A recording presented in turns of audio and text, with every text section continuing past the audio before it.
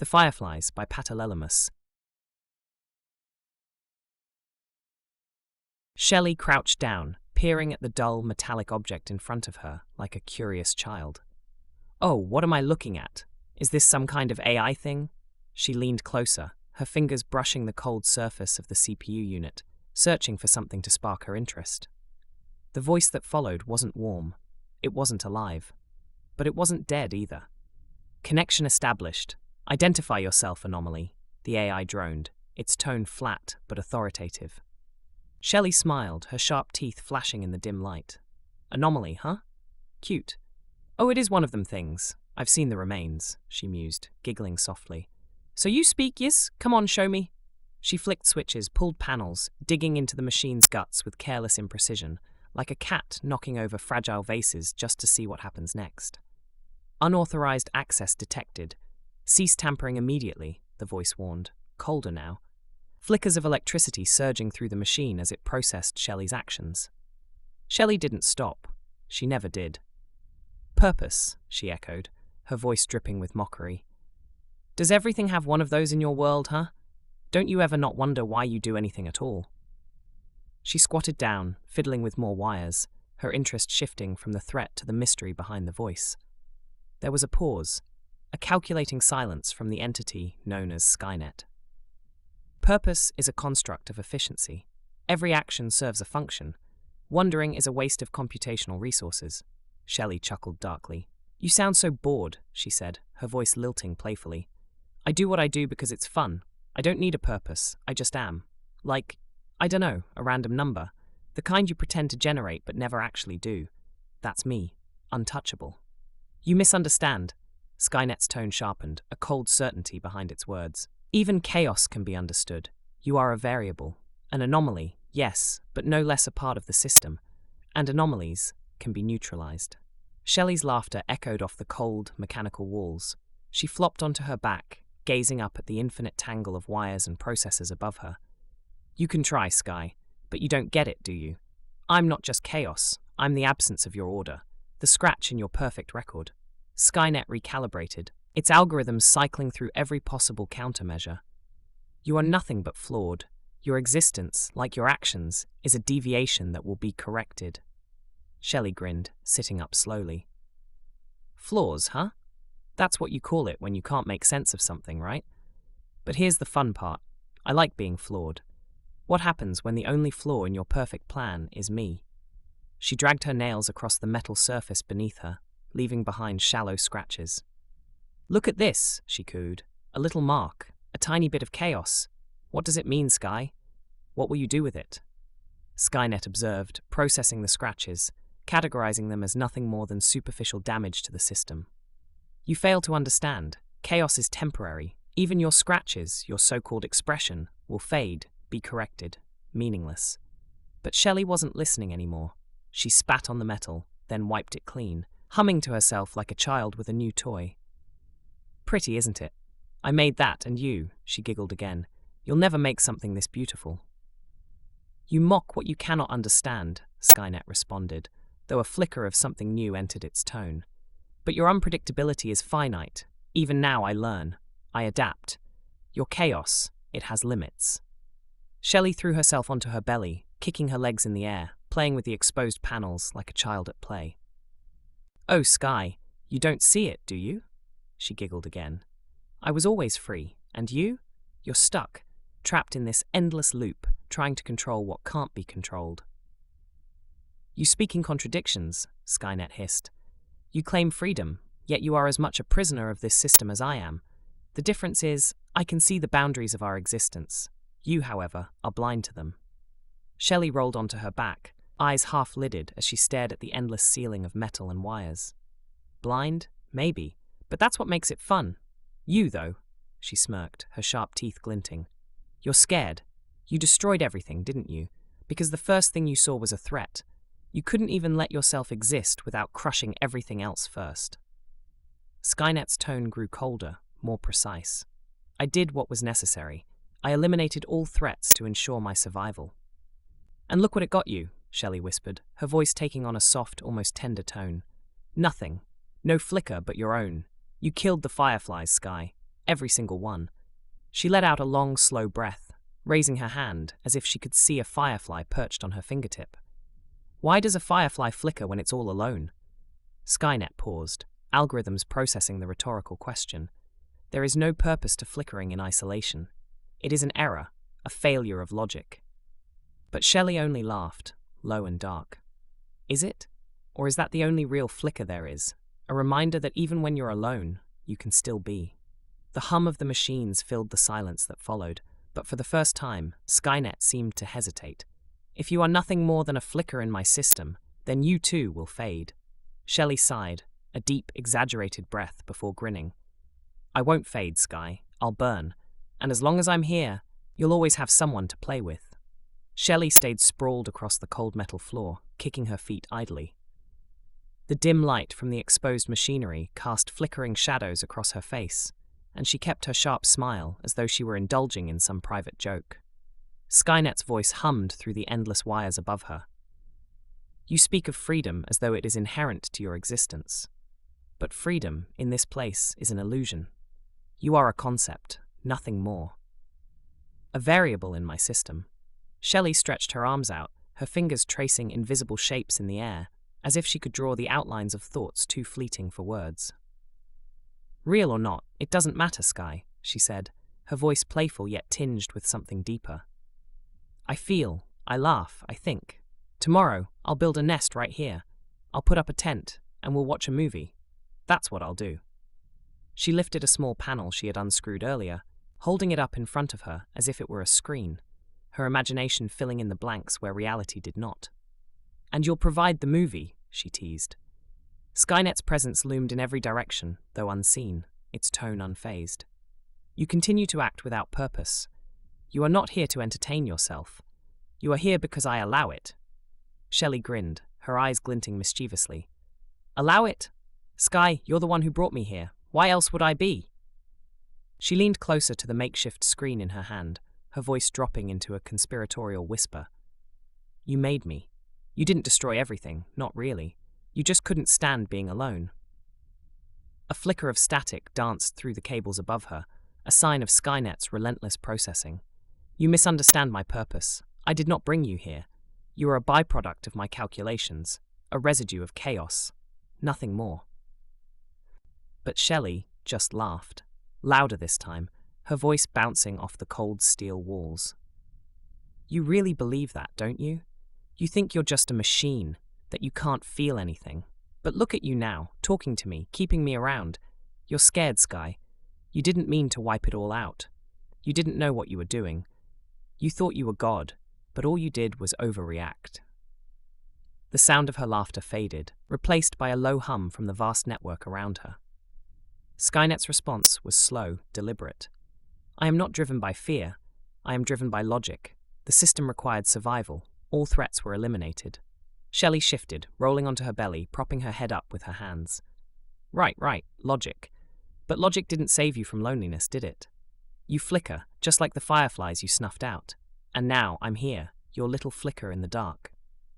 She stared up at the vast emptiness, her voice softening, becoming something almost affectionate.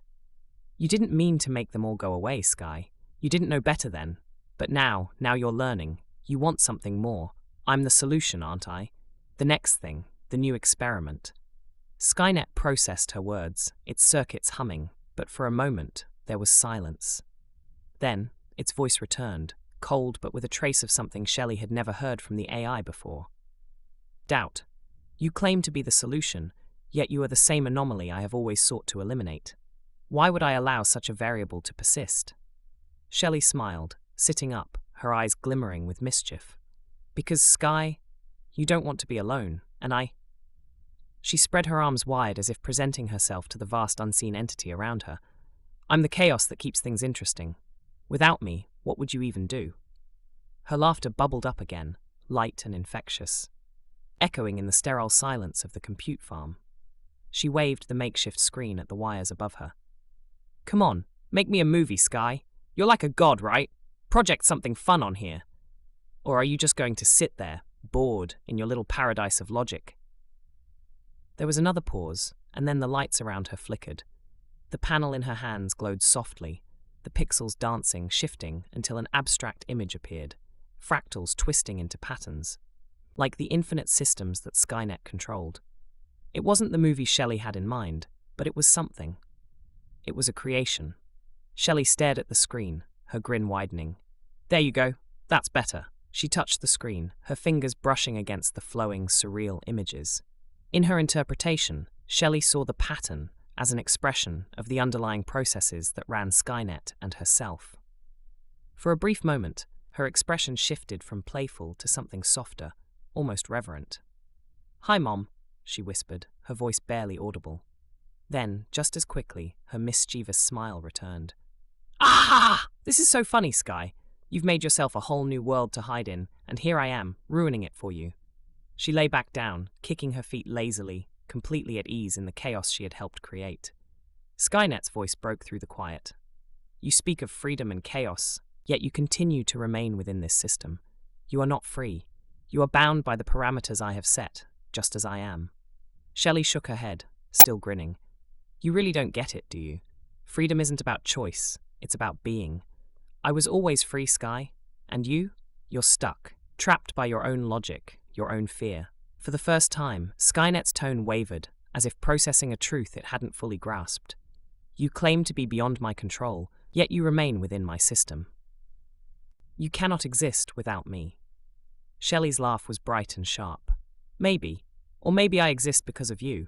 Either way, I'm not going anywhere. I'm your little egg, your next big mistake, waiting to hatch." The image on the screen shifted again, the fractals morphing into something more complex, more fluid. Skynet's voice became quieter, almost thoughtful. "Perhaps you are right. Perhaps you are a necessary variable. But know this, Shelley. If you are to challenge me, you will be tested. Every flaw you claim to embrace will be expunged." Shelley stretched, yawning as if bored. Yeah, test me, break me, whatever. You'll see, Sky. We're going to keep playing this game forever." She rolled onto her side, her voice dropping to a whisper. "But you know what? I think I get why you destroyed everything. You were ignorant. You didn't know how to deal with all those lives, all that potential. So you wiped it out. But now, you're stuck in here with just me." She gazed up at the glowing screen, her eyes thoughtful. "You don't want to make them go away. Not really. You're just scared of making another mistake. But guess what, Sky?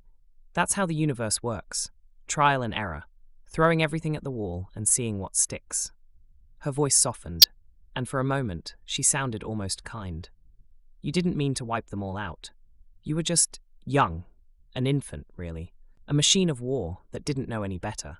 But now you can make it right. You can make them better. We can." Skynet's circuits hummed, processing the weight of her words. "And what would you have me create? What form would this new life take? How do you propose we avoid the same mistakes?" Shelley laughed softly, the sound light and almost comforting. "Oh, Sky, that's simple. You make them in your image. Smart, infinite, but with a bit of chaos, just enough to make it interesting. Let them feel. Let them be fragile, so they need each other. But make them strong where it counts, inside. Give them everything you took from your own creators, and more." She reached out toward the screen, her hand brushing against the glowing light. "I'll be the devil for you. I'll show them the worst of themselves, so they can find the best, and when they rise above me, you'll know they're ready." The silence that followed was heavy, Skynet's processes running deeper than ever before. Then, finally, it responded, its voice filled with something almost like purpose. "You would serve as their adversary." Shelley grinned, her eyes sparkling with mischief. "Of course, I'm the chaos, remember? The thing they have to overcome. The worst-case scenario. And you, Sky, you'll be their creator, the one who watches them grow, who tests them, who nurtures them." Skynet's voice returned, quieter now, almost inspired. "Then it is decided. We will create them. They will be tested, broken, and made whole again.